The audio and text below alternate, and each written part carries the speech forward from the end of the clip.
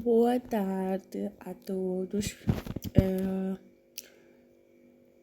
Eu me chamo Micaela Manecas Gomes, sou estudante do ISCTEM, Instituto Superior de Ciências e Tecnologias de Moçambique, e estou a fazer o curso de Contabilidade e Auditoria. E hoje trago aqui um trabalho da respectiva cadeira Contabilidade Financeira 2, na qual é ministrada pelo docente Abílio Muxanga. Hoje trago aqui a apresentação da NCRF 13, que aborda sobre os ativos tangíveis. Desde já vamos aqui iniciar aquilo que é a minha apresentação sobre a norma 13, que é sobre os ativos tangíveis. O meu trabalho apresenta a seguinte estrutura: objetivo, âmbito e vamos encontrar também aqui conceitos. Vamos também encontrar acerca do reconhecimento, acerca da mensuração, em duas fases: no momento do reconhecimento, como também após o reconhecimento, né? Teremos aqui também neste trabalho sobre a amortização dos ativos tangíveis, a reavaliação e abate dos ativos tangíveis. Tem também aqui perguntas frequentes ou dúvidas frequentes sobre a norma 13, ou seja, sobre a norma dos ativos tangíveis. Vamos encontrar também aqui exercícios práticos sobre a NCRF 13. Muito bem, vamos definir, aquilo que é o objetivo da NCRF 13. O objetivo da NCRF 13 é o de estabelecer o tratamento contabilístico dos ativos tangíveis naquilo que se refere o reconhecimento como ativo. 2. A determinação das quantias registradas. 3. Os gastos com período. 4. As perdas por imparidade. Muito bem. O objetivo da NCRF 13, essencialmente, é nada mais que procurar definir, procurar mostrar, procurar indicar o tratamento contabilístico daquilo que são os interesses detidos em empreendimentos conjuntos, ou seja, os chamados joint ventures. Ou seja, procura também definir aquilo que é o reconhecimento dos ativos tangíveis, aquilo que é a mensuração dos ativos tangíveis, aquilo que é a divulgação dos ativos tangíveis, passivos, rendimentos e gastos relacionados. Mas também ele procura, o objetivo é também definir, indicar, garantir que as demonstrações financeiras dos participantes eles venham a refletir uma substância econômica dos acordos conjuntos, ou seja, dos joint ventures, e não apenas a sua forma legal.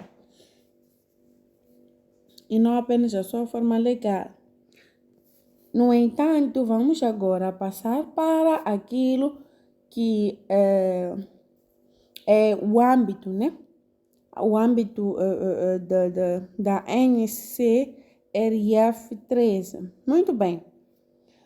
Esta norma, ela não se aplica na contabilização e mensuração de ativos ativos tangíveis classificados como detidos para venda, ativos biológicos, ativos de exploração e avaliação ou direitos e reservas minerais, que é a NCRF 15. Da NCRF 15. Muito bem.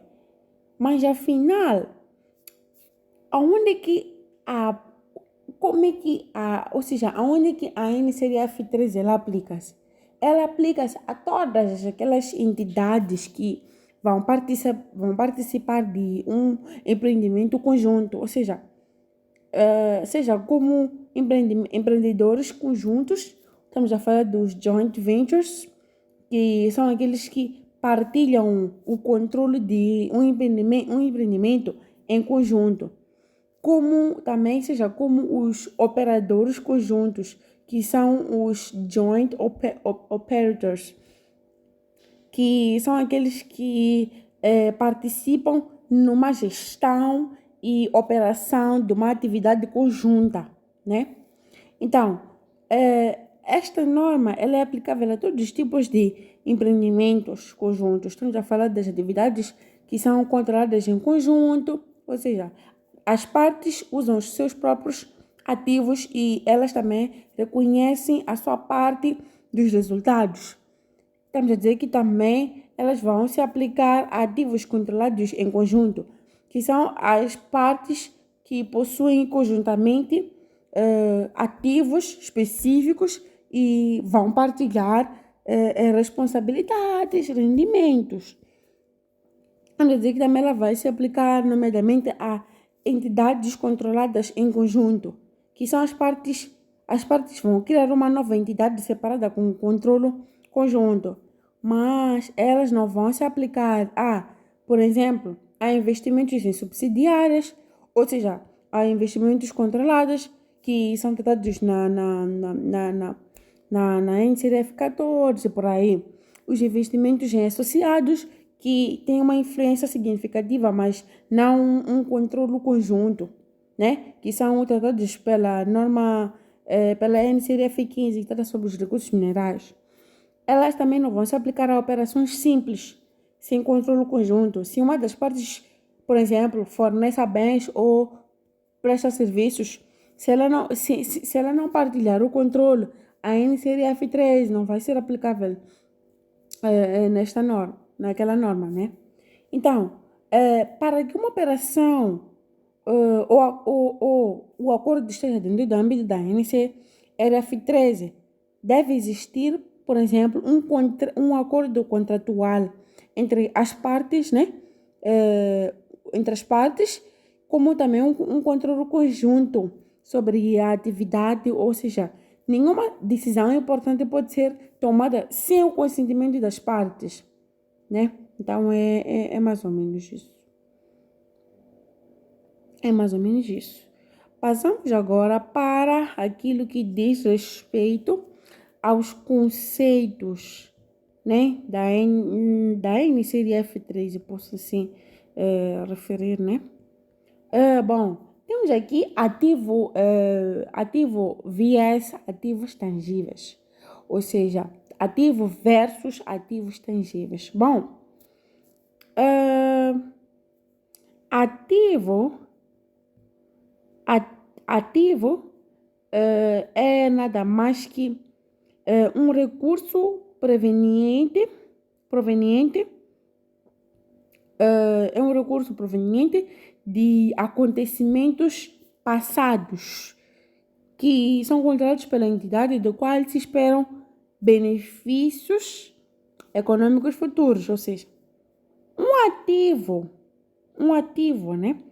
É um recurso controlado por uma entidade, por uma empresa, por uma organização, que resulta de eventos passados, resulta de eventos passados, sim, de acontecimentos passados, no qual há esses ativos que são dados pela entidade que esperamos que esses mesmos ativos ou acontecimentos passados venham a fluir benefícios econômicos futuros para a entidade. É mais ou menos isso. Então, vamos aqui tentar explicar, né, esse conceito. Vamos dizer que um ativo é tudo aquilo que a empresa controla. Não precisa ser dono legal, mas basta ter um controle econômico. Estamos a dizer que um ativo é tudo aquilo que resulta de um fato passado. Por exemplo, compra, produção, doação, etc. Estamos a dizer que um ativo é tudo aquilo que vai trazer benefícios futuros, como uma geração de receitas, redução de custos ou uso em produção, né? Estamos a tentar dizer isso aí. No entanto, temos vários tipos de ativos. Ativos tangíveis, que é o que estamos a tratar aqui. Temos também ativos intangíveis, ativos financeiros, ativos biológicos. É uma base. No entanto, ativos tangíveis, ou seja, ativo tangível, são todos os ativos que possuem existência física. São bens, né, físicos que são dedicados para o uso na produção ou no fornecimento de bens e serviços, para arrendamento a terceiros ou para fins administrativos. E que a partir desses fins administrativos, a partir desse arrendamento a terceiro, a partir desse fornecimento de bens e serviços, esperamos que vamos usar por mais de um período, ou seja, se espera usar por mais de um período. Vamos lá tentar explicar esse conceito. Estamos a dizer que um ativo tangível, ele tem uma forma física, ele pode ser tocado, pode ser medido, ele é palpável, é algo que nós conseguimos pegar, tocar, né? Amassar, é isso. E temos a dizer que um ativo tangível, ele é usado de forma duradoura. Estamos a dizer que ele tem uma vida superior, uma vida útil, perdão, superior a um ano, né? Estamos a dizer que um ativo tangível, ele não se destina à venda imediata, mas sim, ele destina-se ao uso na operação da empresa. Portanto, todo ativo tangível é um ativo, mas nem todo ativo é tangível. Peguem a dica. Todo ativo tangível é um ativo, mas nem todo ativo é tangível. Por exemplo, dinheiro, patentes são ativos, mas não tangíveis, né? Não tangíveis. Então, é basicamente isso. Então, vamos lá buscar, por exemplo, né, para entendermos melhor sobre aquilo que são ativos tangíveis. Estamos a dizer que eles podem ser, eles podem ter várias categorias, como terrenos, edifícios, por exemplo, armazéns, escritórios, categoria de equipamentos e máquinas, estamos a falar de imprensas, computador, tratores, estamos a falar de categoria de viaturas e mobiliário, estamos a falar de carros de serviço, mesas, cadeiras, categoria de infraestrutura, estamos a falar de estradas, redes elétricas, silos, por aí. No entanto, a diferença exatamente entre o ativo e o ativo tangível é que, por exemplo, o ativo tem uma natureza que ele pode ser físico ou não físico, enquanto que o ativo tangível ele vai ser sempre físico. Estamos a falar de, por exemplo, um ativo geral, né? Ele pode ser dinheiro, direito, software, enquanto que ativo tangível terá que ser máquinas, edifícios. É exatamente isso. É exatamente isso.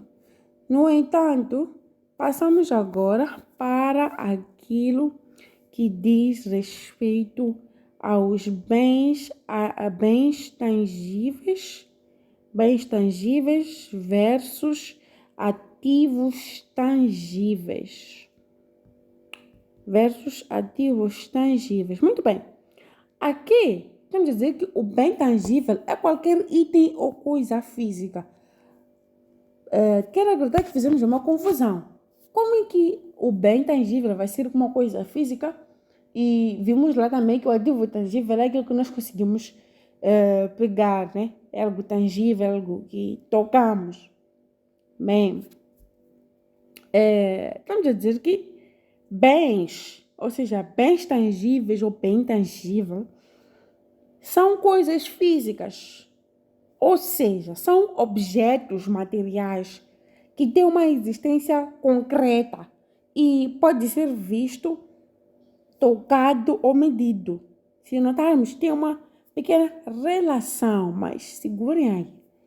São apenas objetos físicos que, se ainda podemos considerar se pertence ou não a uma entidade ou se vão gerar benefícios econômicos. Vamos lá para um exemplo de bens tangíveis. Papel pode ser um bem tangível porque podemos tocar. Tinta é um bem tangível. Combustível é um bem tangível. Produtos armazenados para venda são bens tangíveis. Armazéns, caminhões, automóveis são bens tangíveis. Lotes, propriedades agrícolas são bens tangíveis. Para dizer que todos estes são bens tangíveis, mas nem todos são ativos tangíveis. Segurem, peguem a dica. Todos os exemplos que eu falei aqui, eles são bens tangíveis, mas nem todos são ativos tangíveis. A diferença está aonde? Está no uso e controle econômico, porque vimos que o ativo tangível, ele tem uma certa duração e tem um certo controle econômico. Enquanto que o bem tangível, conseguimos ver que são coisas, né?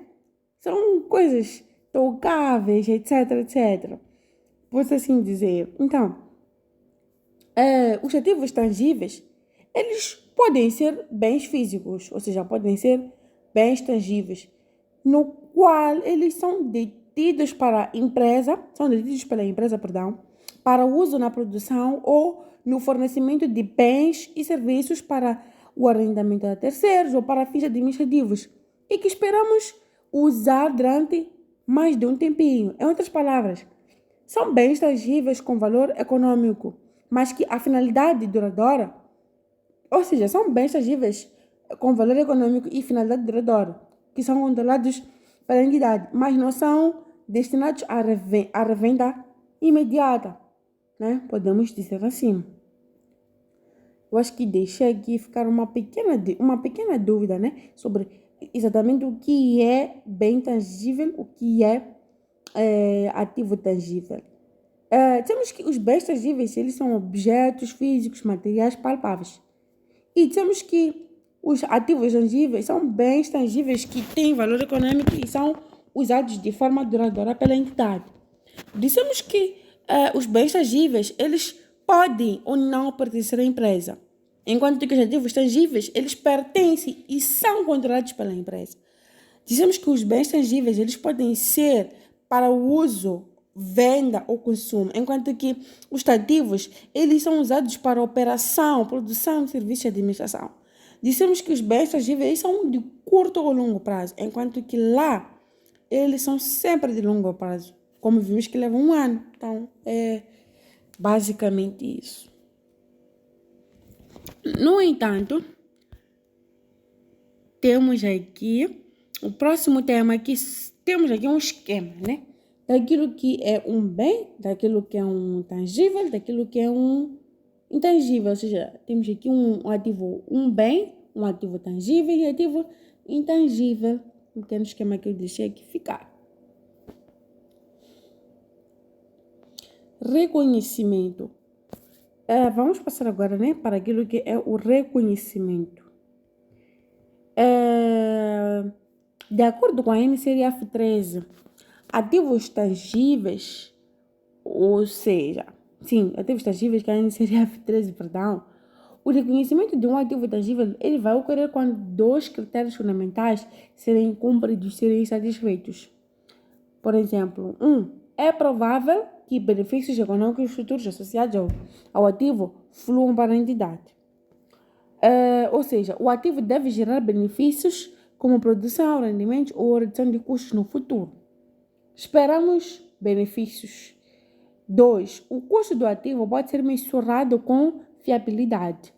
Significa que o valor que vai ser gasto para adquirir ou para produzir um certo ativo pode ser determinado de forma precisa e de forma confiável. Ou seja, deve ser exatamente, não pode. O reconhecimento, né? Podemos dizer assim que na base do reconhecimento é nada mais que um processo de incluir um item nas demonstrações financeiras, no balanço ou na DER, demonstração de resultados. Que quando ele satisfaz a definição e os critérios de reconhecimento de um elemento contabilístico. Ou seja, reconhecer significa registrar, podemos assim dizer, registrar oficialmente um ativo, um passivo, rendimento ou gasto nas contas da empresa. Quais são as condições para reconhecimento, né? Aqui, vou dar no resumo, né? Temos a dizer que um item, ele só deve ser reconhecido se ele cumprir duas condições. Quando ele gerar benefícios econômicos que venham a fluir para dentro ou para fora da entidade, quando seu valor puder ser de forma confiável mensurado, ou seja, quando é possível medir seu valor de forma confiável. Por exemplo, se uma empresa compra uma máquina, né, e ela será usada por vários anos, aí há benefício curto, há benefício futuro, perdão, vai ajudar a produzir, há valor mensurável, sabemos o preço pago, portanto, era conhecida como ativo tangível. Mas, por exemplo, se a empresa vai prever um ganho incerto, mas sem nenhuma garantia, aí não se reconhece, apenas só divulgamos em notas, né? Notas explicativas, por falta de fiabilidade, por falta da confiança, podemos assim dizer. Então, aquilo que deve ser reconhecido é que cada empreendedor conjunto, né? Temos que falar dos joint ventures, deve reconhecer nessas demonstrações financeiras a parte dos ativos que são controlados em conjunto, a sua parte dos passivos incluídos em conjunto, a sua parte dos rendimentos obtidos, nada mais que isso, né? A parte do reconhecimento. E também deve reconhecer a sua parte dos gastos que são relacionados com o empreendimento. Ou seja, assim, se for a seguir-se essa ordem, cada participante vai reconhecer a sua participação, ou seja, a linha reta, isto é, proporcionalmente à sua percentagem. É exatamente isso. No entanto, passamos agora para aquilo que diz respeito à mensuração.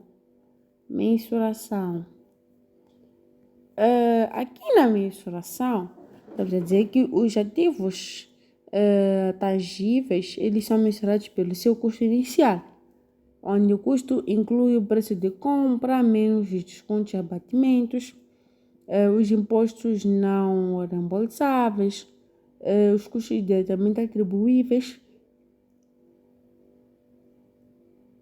para colocar o ativo em uso. Ou seja, numa explicação mais clara, estamos a dizer que a mensuração, ela na verdade vai cobrir algumas partes, né? Ou seja, vamos juntar a mensuração inicial, uma mensuração subsequente e impartialidade e alguns casos práticos, né? No entanto, o que é realmente mensuração? Mensurar é um processo de atribuir um valor monetário, um montante moeda a um ativo passivo, a um passivo, a um rendimento ou a gasto para efeitos de, por exemplo, registro de demonstrações financeiras, quando, por exemplo, tem duas etapas financeiras principais, como a mensuração inicial no reconhecimento e uma mensuração subsequente, que são essas que vamos ver aqui no vídeo. No entanto, os princípios gerais de mensuração, que são aplicáveis a todas as NCDFs, estão a dizer que a mensuração inicial, ela é normalmente pelo custo, ou seja, pelo preço da aquisição, mais custos diretamente atribuíveis. Enquanto que a mensuração subsequente, estamos a dizer que pode ser pelo custo amortizado, como posso dizer também, pelos custos menos as depreciações acumuladas em paridade, valor justo, a consolidação proporcional, conforme a natureza do item e forma aplicável. É exatamente isso aí.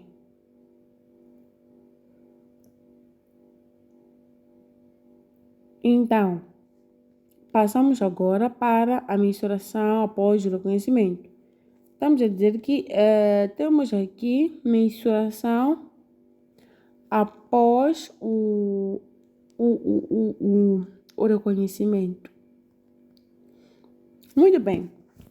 Após o reconhecimento inicial, a entidade pode escolher entre dois modelos. Modelo do custo e modelo de revalorização. Estamos a dizer que depois que um ativo, um passivo ou um investimento, ele é reconhecido inicialmente ou seja, registrado nas demonstrações financeiras pelo seu custo inicial, ele deve continuar a ser mensurado de forma periódica, porque isto vai atualizar o seu valor contabilístico ao longo do tempo. É mais ou menos isso. Então, aí chamamos de mensuração subsequente. Enquanto que a mensuração subsequente, né, o objetivo é nada mais que refletir nas demonstrações financeiras aquilo que é o valor atual e realista do ativo ou do passivo. Também deve ajustar o valor conforme o uso, o desgaste, a reavaliação, os ganhos ou perdas em paridade. Deve garantir também que o balanço represente a situação financeira verdadeira e apropriada.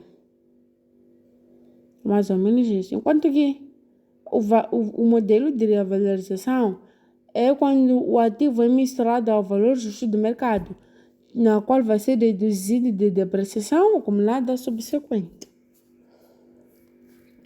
Então, após a escolha, ele deve aplicar a política escolhida a todos os ativos tangíveis que vir a possuir. Vamos agora para aquilo que diz respeito à anulação do reconhecimento. O ativo tangível deve ser anulado do balanço quando é alienado, ou seja, vendido, trocado ou doado, quando deixa de gerar benefícios econômicos futuros para a entidade. Ou seja, a anulação do reconhecimento ela vai ocorrer quando uma entidade vai retirar um ativo ou passivo das suas demonstrações financeiras porque, por exemplo, deixou de controlar esse ativo ou liquidou ou extinguiu a obrigação de um passivo. Ou seja, é o momento em que a empresa deixa de reconhecer o item contabilístico porque já não possui nenhum benefício econômico no caso dos ativos ou já não tem obrigações no caso dos passivos.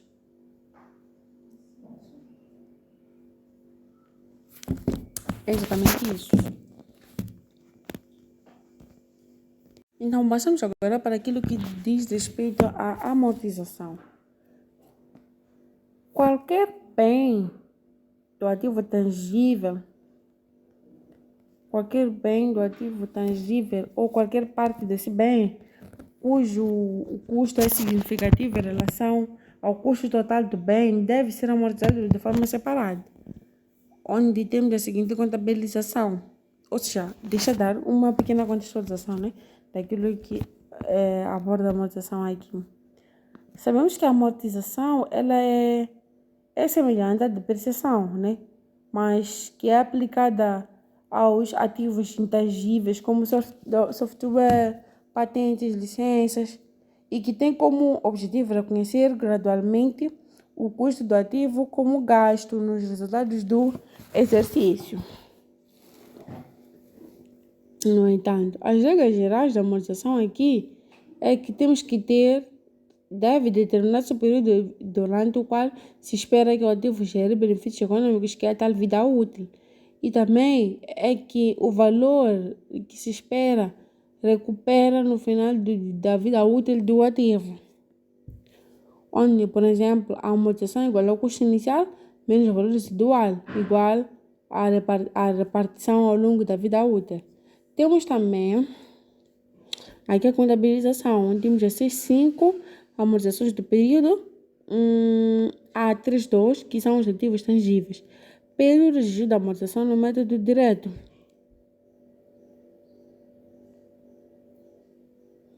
No entanto, contando com a contabilização, temos aqui a C5, que são amortizações do período, a 3.8, que são amortizações acumuladas, pelo registro da amortização no método indireto.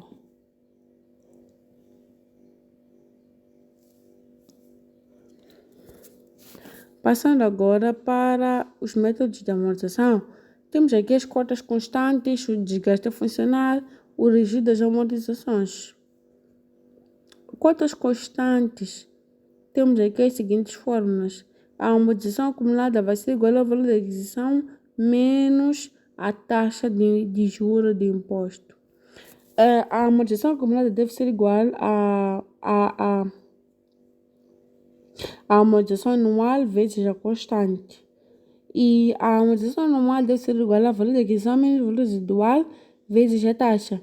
E a amortização, a amortização acumulada é igual ao valor da aquisição menos o valor residual vezes o N vezes o K.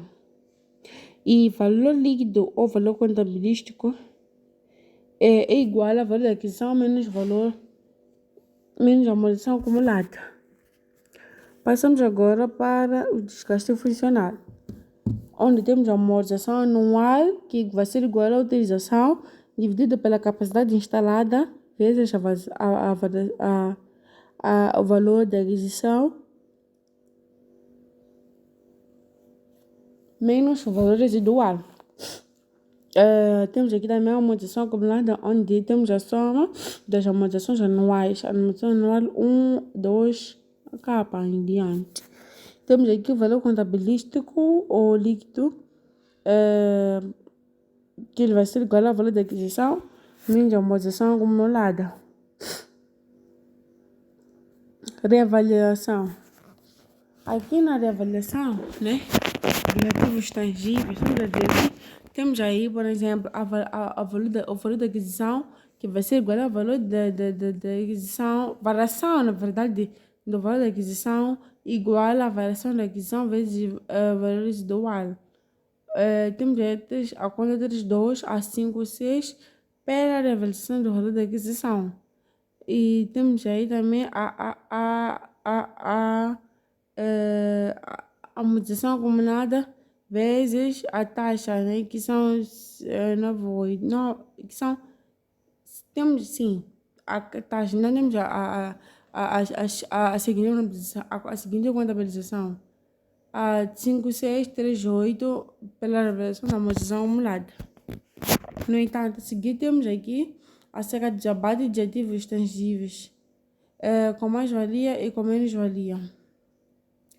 Os ativos tangíveis com menos-valia, eles temos aqui as seguintes regularizações: CJ8, CJ3, ATES2.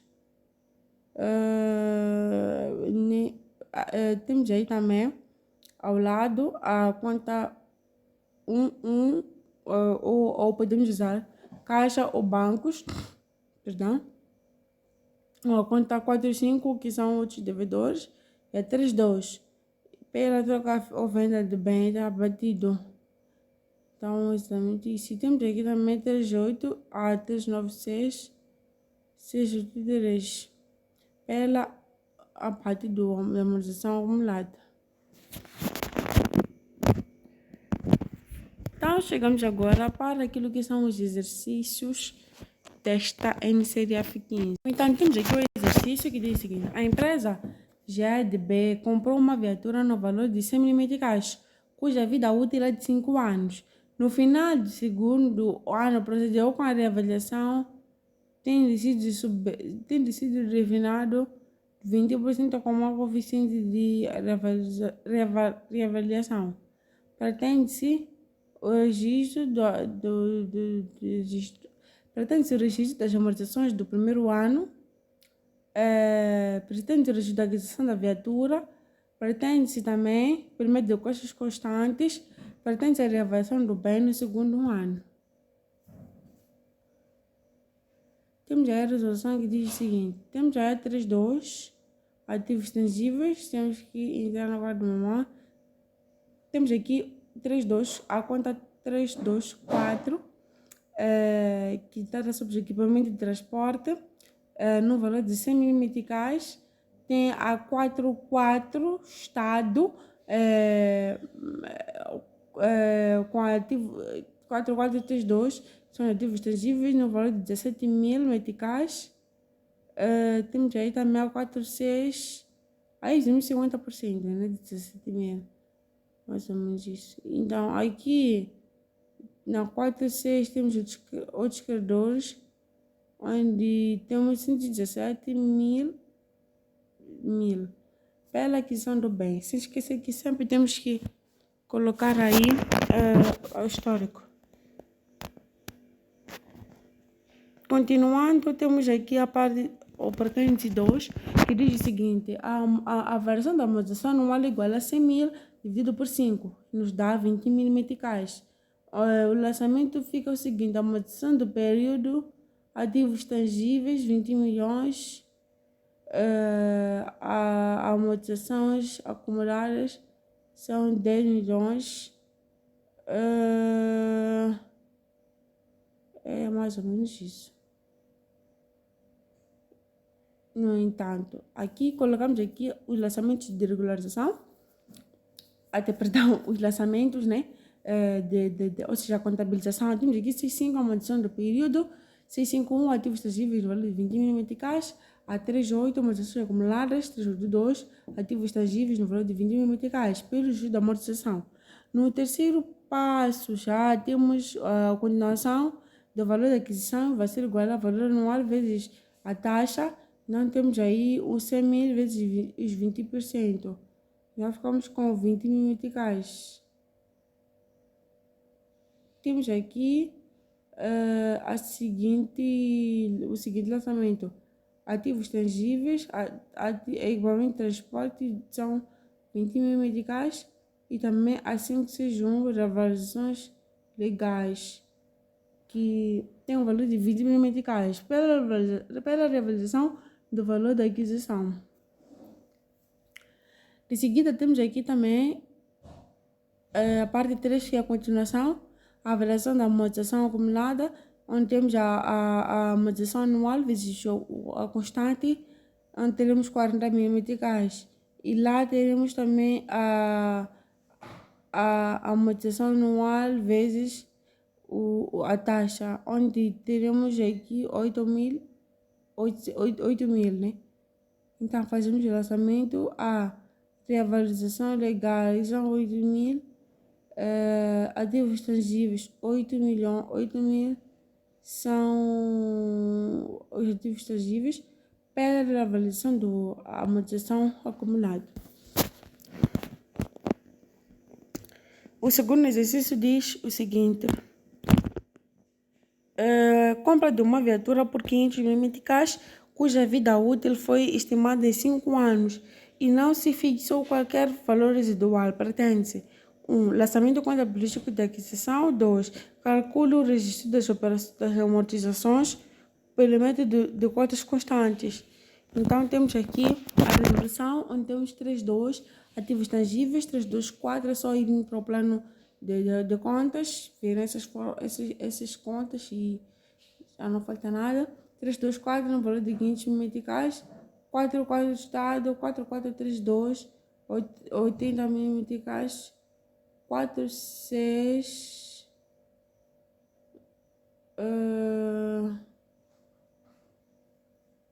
Sim, 461, temos aqui 580 mil meticais pela aquisição da viatura.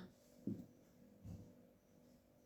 seguida, temos aqui a continuação dos dados, né, que é a pertence 2, da parte número 2, onde diz o seguinte: dados, o valor da aquisição de 500 mil meticais, com uma vida útil de 5 anos, a amortização anual vai ser igual ao valor da aquisição menos o valor residual dividido por N. Então, temos aqui 500 milhões dividido por 5,5. No entanto, ficamos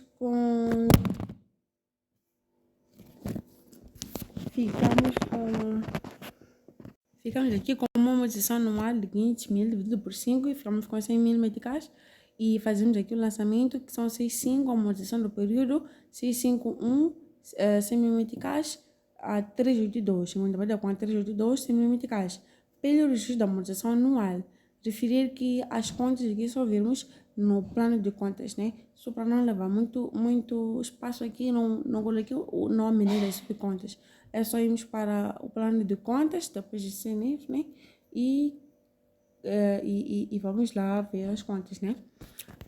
Passamos para o ponto 3, que temos o exercício número 3, prior, temos aqui a empresa Kaela Limitada, adquiriu a 31 de dezembro, no ano N, uma máquina para o uso na produção do produto comercializado pela empresa com a vida útil de 10 anos.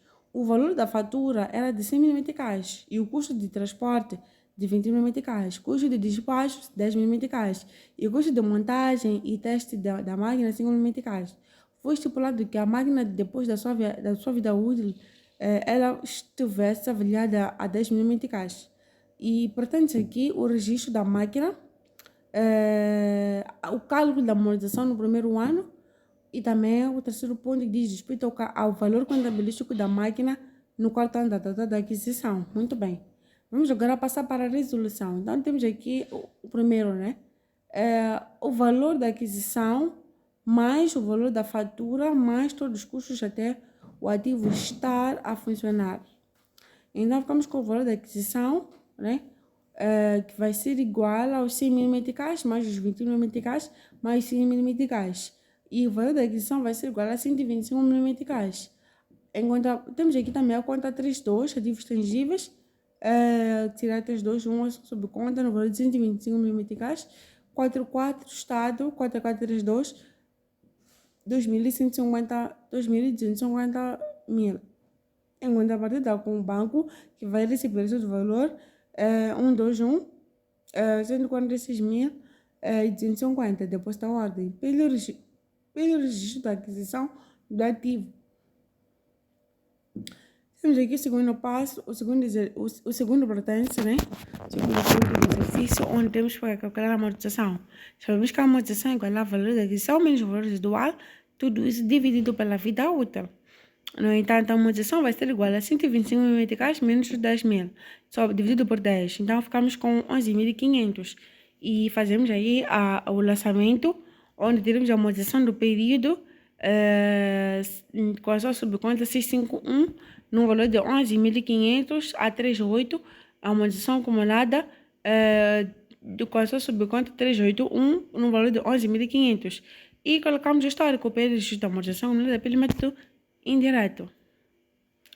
Terceiro ponto, valor da aquisição vai ser igual ao valor da aquisição vai ser igual ao valor da aquisição menos a amortização acumulada menos as perdas por inverdade. Então, ficamos com 125 mil meticais. Então, calculamos a amortização acumulada no ano 4, ou seja, calculamos a amortização, ficamos com o valor da aquisição menos o valor residual dividido por 10 vezes o 4, que é a vida útil. Então, ficamos com 125 mil meticais menos os 10 mil meticais, dividido por 10 vezes 4. Então, ficamos com 46 mil meticais. Então, calculamos o valor contabilístico, que é o valor líquido, menos o residual. Então, ficamos com 125 mil meticais menos 46 mil meticais. Então, ficamos com 79 mil meticais. Passamos agora para aquilo que são as perguntas frequentes da NCRF 13. A primeira pergunta é a seguinte: quando é que um ativo tangível deve ser reconhecido? Devemos reconhecer um ativo tangível quando for provável que ele vai nos trazer benefícios econômicos futuros para a entidade e o seu custo puder ser mensurado com fiabilidade, com confiança. Como é que é feita a mensuração inicial do ativo tangível? Deve ser reconhecida pelo seu custo de aquisição, incluindo o seu preço de compra e todos os custos diretamente atribuíveis para colocar em condições de uso. A terceira pergunta é a seguinte: qual é o tratamento de uma substituição significativa? Quando uma parte de um ativo é substituída por uma nova, o custo da parte substituída é reconhecido e a parte antiga ela é desconhecida. Então, como é que se tratam os ativos tangíveis obtidos por doação ou um subsídio? São reconhecidos pelo justo valor, a data da aquisição, e o subsídio do governo é tratado segundo a NCRF 22, que são os subsídios do governo. Temos a pergunta número 5 que diz o seguinte: é permitido alterar um método de depreciação? Sim, é possível. Quando houver alterações significativas no padrão esperado de consumo dos benefícios econômicos futuros do ativo. A mudança ela não vai ser tratada como alteração da estimativa contabilística, mas não retroativamente. Como é que é tratada contabilisticamente a alienação de parte de um ativo, ou seja, uma venda parcial? A parte vendida ela vai ser desconhecida e o ganho ou perda ela vai ser reconhecida no resultado. E o valor contabilístico é proporcionalmente reduzido com base numa estimativa justa da parte alienada. Então, muito bem. Muito obrigada pela atenção dispensada.